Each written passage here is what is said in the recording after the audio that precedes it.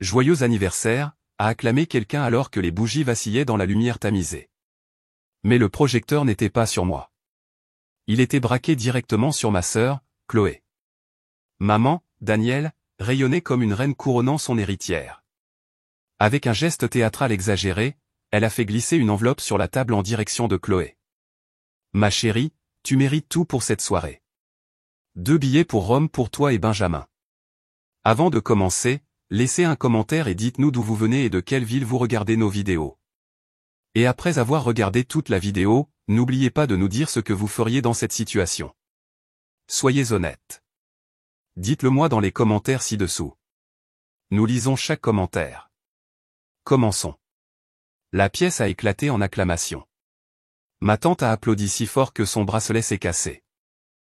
Papa, François, souriait fièrement comme si Chloé venait de remporter un prix Nobel. Et moi? La vraie reine de la fête, Eva. J'étais assise, raide sur ma chaise, ma fourchette posée sur une assiette vide. Mon pouls martelait dans mes oreilles tandis que Chloé haletait. Maman, tu es sérieuse? Rome, a-t-elle piaillé, en embrassant Benjamin sur la joue pendant que la tablée applaudissait de nouveau. Puis vint mon cadeau.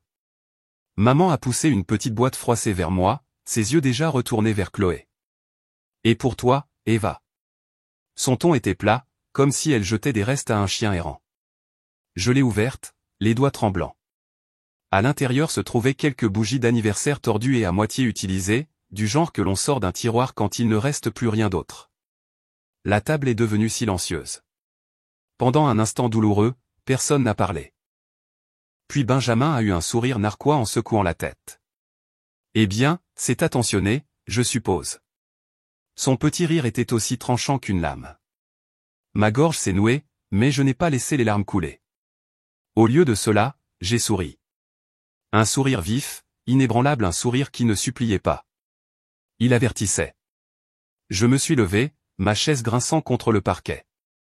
Le son a fendu l'air, faisant tourner les têtes vers moi. Le sourire narquois de Chloé s'est élargi, s'attendant à ce que je craque. Mais avant qu'un mot ne quitte mes lèvres, un coup a retenti lourdement contre la porte d'entrée. Lourd, autoritaire. Les rires se sont évaporés. Les billets pour Rome tremblaient dans la main de Chloé. La porte a grincé en s'ouvrant, et Léo, mon mari, est entré. Sa présence était si forte que la pièce semblait se replier autour de lui. Pas de fleurs ni de ballons, pas de sourire forcé, mais une puissance brute, inébranlable. Eva, a-t-il dit, sa voix basse, posée, dangereuse dans son calme. Prête? Toutes les têtes se sont tournées vers moi. Mes lèvres se sont étirées davantage. Oui, ai-je murmuré. Et d'un coup, l'air dans la pièce s'est effondré dans le silence. Leurs acclamations s'étaient éteintes. Leur confiance s'était flétrie. Parce que ce n'était pas la fin d'un anniversaire. C'était le début d'un règlement de compte. Personne n'a bougé. La pièce qui, quelques minutes auparavant, rugissait de rire était maintenant plongée dans un silence stupéfait. Léo a fermé la porte derrière lui, lentement et délibérément, ses yeux balayant la table.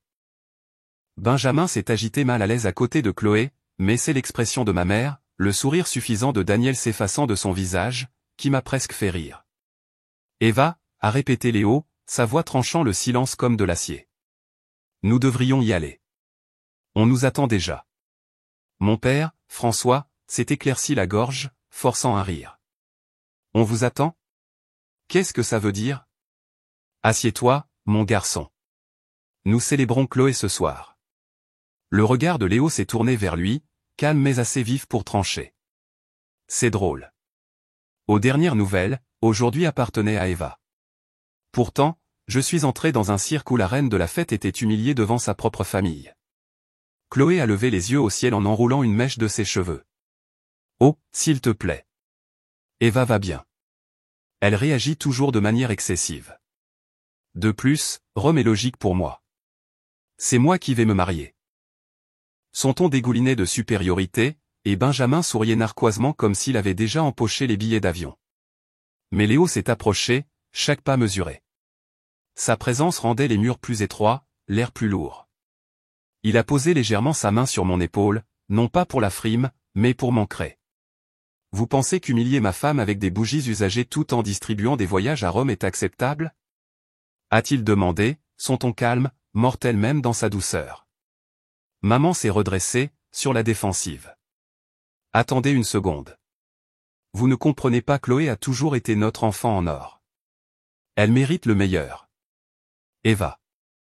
Elle a hésité, ses yeux se tournant vers moi, eh bien, elle est forte. Elle peut supporter la déception.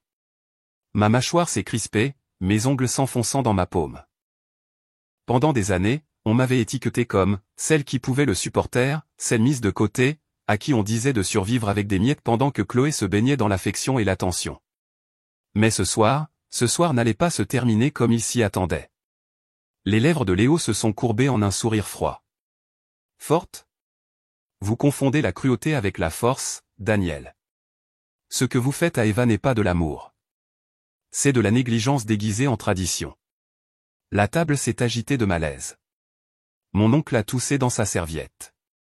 Ma cousine regardait son téléphone, faisant semblant de ne pas écouter, mais chaque oreille se tendait pour entendre la suite. Chloé a ri, essayant de dissiper la tension. Léo, ne sois pas dramatique. Eva sait qu'elle n'a pas besoin de grands gestes. Elle est simple. Simple? Les yeux de Léo se sont fixés sur les siens, sans ciller. Avez-vous la moindre idée de qui est vraiment ma femme? Ou avez-vous été trop occupé à polir votre propre couronne pour le remarquer? Chloé a cligné des yeux, prise au dépourvu. De quoi tu parles? Léo a serré doucement mon épaule. Eva n'est pas simple. C'est la femme que j'ai choisi d'avoir à mes côtés. Et contrairement à cette tablée de royauté autoproclamée, elle n'a pas besoin de validation pour briller. Mais puisque vous aimez tous les gestes, il a plongé la main dans la poche de son manteau et en a sorti une enveloppe élégante. Il l'a posée sur la table avec un bruit sourd qui a résonné plus fort que n'importe quelle acclamation plus tôt. Qu'est-ce que c'est? A demandé Benjamin, son sourire arrogant vacillant. Léo s'est penché en avant, son regard perçant. Considérez cela comme le vrai cadeau d'anniversaire d'Eva. Et contrairement à votre voyage à Rome, Chloé, il n'a pas été acheté avec du favoritisme. Il a été gagné. Mérité. Ma poitrine s'est serrée alors que je fixais l'enveloppe. Je ne savais même pas qu'il avait prévu quelque chose. Mes doigts ont plané au-dessus, mais avant que je puisse la toucher, maman a lancé sèchement, c'est ridicule. Nous n'avons pas besoin de vos simagrées, Léo. Eva devrait être reconnaissante que nous l'ayons même incluse ce soir. Les mots m'ont profondément blessé. Mais je n'ai pas bronché. Plus maintenant. Parce que pour la première fois, j'ai senti le changement. Leur contrôle sur moi se fissurait. Leur confiance glissait. Léo s'est redressé, la mâchoire serrée. Non, vous devriez être reconnaissante qu'Eva entre encore dans cette maison après tout. Mais après ce soir, il a fait une pause, ses yeux balayant la table, laissant le poids de ses mots s'installer, je pense que les choses vont changer. Un silence a de nouveau envahi la pièce. Chloé tripotait l'enveloppe de Rome, son sourire se transformant en malaise. La main de Benjamin a tressailli nerveusement contre son verre. Changer comment? A demandé papa, sa voix plus basse maintenant, incertaine. Léo m'a jeté un regard, et pour la première fois ce soir-là, mon sourire n'était pas forcé. Il était réel. C'est à Eva de décider, a dit fermement Léo. Elle en a fini de jouer les seconds rôles dans sa propre vie. Tous les visages se sont tournés vers moi. Les mêmes visages qui m'avaient regardé avaler des années d'insultes et de favoritisme. Les mêmes visages qui s'attendaient à ce que je reste assise tranquillement avec ma boîte de bougies jetée. Mais je ne suis plus restée assise. J'ai soulevé l'enveloppe que Léo avait placée devant moi, ma main ferme. Maman, papa, Chloé, ma voix était calme, mais chaque syllabe frappait comme un battement de tambour. Vous m'avez sous-estimé pour la dernière fois. Et alors que je faisais glisser l'enveloppe pour l'ouvrir, l'air est devenu plus lourd. Tout le monde s'est penché en avant, attendant, bien qu'aucun d'eux ne soit prêt pour ce qui allait arriver. L'enveloppe semblait lourde dans mes mains, plus lourde que du papier n'aurait dû l'être. Tous les yeux étaient rivés sur moi, attendant que je faiblisse, attendant que je cède comme je l'avais toujours fait. Mais pas cette fois. Je l'ai déchiré d'un mouvement rapide. Une liasse de documents brillants en a glissé, net sous les lumières de la salle à manger. J'ai lu l'entête en gras une fois, mon estomac se retournant, mais au lieu de la peur, quelque chose de plus fort brûlait en moi. Une revanche. Chloé s'est penchée en avant, l'impatience dégoulinant de sa voix. Alors? Qu'est-ce que c'est? Une jolie petite carte? Peut-être des réservations pour dîner? La voix de Léo a coupé son ricanement. Pas un dîner. La propriété. Des murmures ont parcouru la table. Mon père s'est raidi. La fourchette de ma mère a cliqueté sur son assiette. Le rire de Chloé était aigu, nerveux. La propriété de quoi? J'ai posé les papiers à plat sur la table, laissant les mots parler d'eux-mêmes. La maison de la famille Leroy. L'entreprise que papa dirige. Le chalet au bord du lac. Chaque actif majeur que vous pensiez contrôler, j'ai jeté un coup d'œil à Léo, ma voix ferme, m'a été transférée. Le visage de Chloé est devenu blême, puis a viré au cramoisi. Non, c'est impossible. Papa ne ferait jamais. Léo l'a interrompu, calme mais impitoyable. Il l'a déjà fait. Il a signé ses documents le mois dernier, Eva, sous la supervision de mon cabinet. Il ne l'a peut-être pas réalisé, mais les papiers qu'il a signés ont donné à Eva le pouvoir de contrôle. La chaise de papa a raclé le sol alors qu'il se levait d'un bond, sa voix tonnant. Vous m'avez trompé. Les yeux de Léo ont rencontré les siens, stables comme la pierre. Non, vous avez été négligent. Vous avez signé sans lire parce que vous supposiez qu'Eva resterait toujours silencieuse, qu'elle n'aurait jamais la force de vous défier. Cette supposition prend fin ce soir. Le visage de ma mère s'est tordu. C'est scandaleux. Eva ne sait rien de la gestion des responsabilités. Elle est trop douce, trop naïve. J'ai soutenu son regard, ma voix froide et égale. Douce ne veut pas dire faible, maman. Et naïve. J'ai ri amèrement. C'est ce que tu te disais chaque fois que tu m'utilisais comme un dépotoir pour ta cruauté. Mais me voici, détenant tout ce que tu n'aurais jamais pensé que j'aurais. La pièce bourdonnait de malaise. Tante et cousin s'agitaient sur leurs chaises. Benjamin frottait le bras de Chloé, lui chuchotant quelque chose destiné à l'apaiser, mais elle l'a repoussé, son sang-froid s'effritant. C'est de la folie, a craché Chloé, la voix tremblante. Tu ne mérites rien de tout ça, Eva. J'ai toujours été celle qui. Qui quoi, ai-je lancé sèchement, la coupant. Ma voix s'est élevée, tremblant de nombreuses années de douleurs refoulées. Celle qui a eu les voyages, les robes, les applaudissements pendant que j'avais les miettes? Sais-tu ce que ça fait de souffler des bougies en sachant qu'elles n'étaient même pas pour toi? De se voir donner des restes le jour où tu es censé être célébré. La bouche de Chloé s'est ouverte, puis s'est refermée. Pour une fois, elle n'avait pas de répartie rapide. Léo s'est approché de moi, sa main ferme dans mon dos, me stabilisant. Eva n'est pas l'ombre que vous lui avez tous fait croire qu'elle était. Elle est maintenant la propriétaire légitime, et vous la traiterez avec le respect qu'elle a toujours mérité. La voix de François a éclaté comme le tonnerre. J'ai bâti cette famille. J'ai bâti cette entreprise. Oui, ai-je dit doucement, mais mes mots ont coupé plus nettement que son cri. Et tu m'as détruite dans le processus. Mais ce que tu as bâti m'appartient maintenant. C'est la conséquence de traiter ta fille comme si elle n'avait pas d'importance. Le poids de mes mots a sombré dans la pièce. Ma mère s'est reculée de la table, se tenant droite comme si elle pouvait dominer la vérité. Ça ne se passera pas comme ça. Tu penses avoir gagné, Eva, mais tu t'effondreras. Regarde bien. Rome sera la scène de Chloé, et tu disparaîtras en arrière-plan comme toujours. J'ai fait un pas en avant, ma voix posée mais remplie de feu. Non, maman. Rome n'est qu'un voyage. Du papier et des billets. Ce que je tiens dans ma main, c'est le pouvoir, la stabilité et la preuve que je suis plus que les ombres dans lesquelles vous m'avez poussé. Et je ne disparaîtrai pas. Plus jamais. Pendant un long moment, personne n'a parlé. Le silence était assourdissant, plus épais que de la fumée. Puis Léo l'a rompu, son ton délibéré. Ce dîner de famille est terminé. Eva n'est plus ici pour mendier des miettes. Elle est ici pour réclamer ce qui lui revient. Et vous respecterez cela ou vous serez laissé pour compte. L'impact de ces paroles a frappé comme une tempête. Benjamin a jeté un regard à Chloé, sa confiance s'effritant.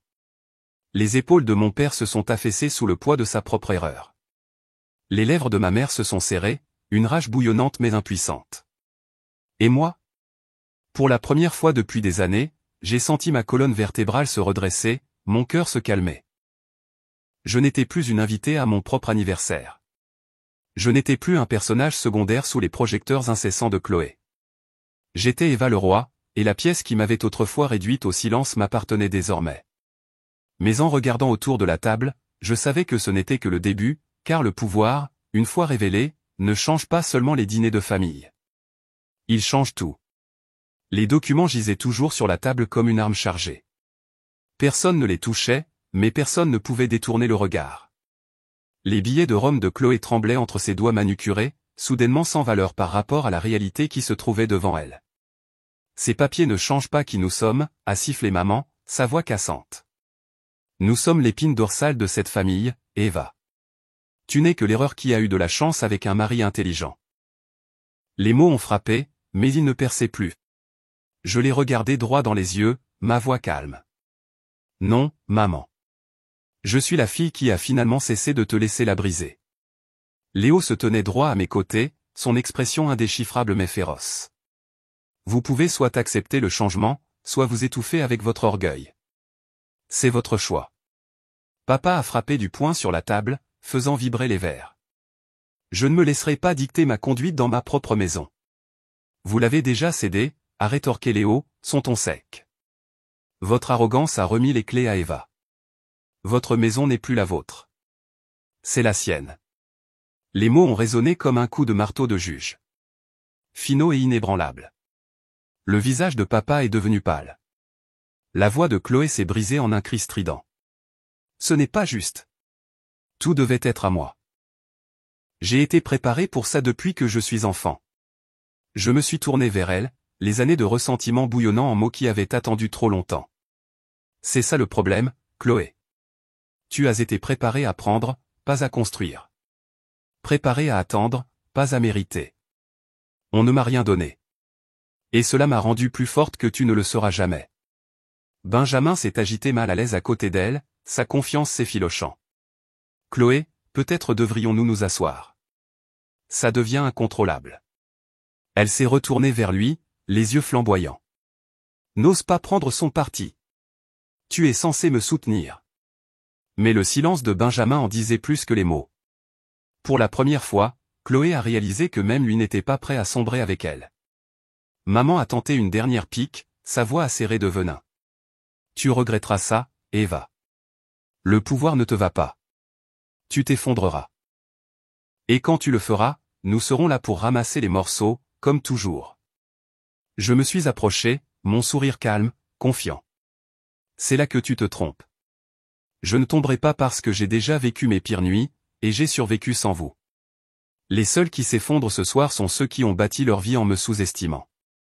Le silence qui a suivi était suffocant. Pas d'applaudissements, pas de rire, juste le poids de l'orgueil brisé suspendu dans l'air. Léo a passé son bras légèrement autour de ma taille, non pas possessif, mais protecteur. Nous partons, a-t-il dit fermement. Eva n'a plus besoin de ce cirque. J'ai regardé les bougies qu'il m'avait données tordues, à moitié brûlées, fourrées dans une boîte comme si c'était tout ce que je méritais. Je les ai ramassées et les ai tenues dans ma paume. Vous savez, ai-je dit doucement, ma voix portant à travers la pièce, les bougies brûlent même quand elles sont tordues. Tout comme moi. Mais vous ne m'éteindrez plus jamais. Je les ai reposées doucement et me suis tourné vers la porte. Léo me l'a ouverte, sa main ferme, sa présence inébranlable. Ensemble, nous sommes sortis. Derrière nous, la pièce a éclaté. Les jurons étouffés de maman, les sanglots frénétiques de Chloé, la voix de papa se brisant sous la colère et le regret. Mais rien de tout cela n'avait plus d'importance. Pour la première fois, le bruit ne pouvait pas m'atteindre. Dehors, l'air était frais sur ma peau. Le ciel nocturne s'étendait, large, infini. Léo m'a regardé, ses yeux s'adoucissant.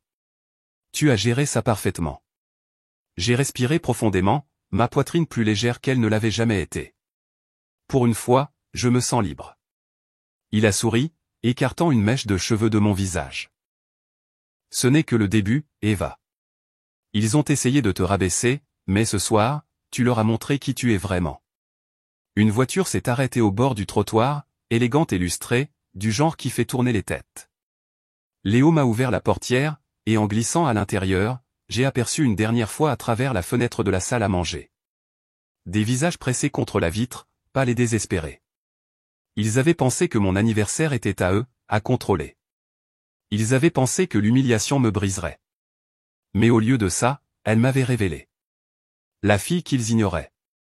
La sœur dont ils se moquaient. La femme qu'ils sous-estimaient.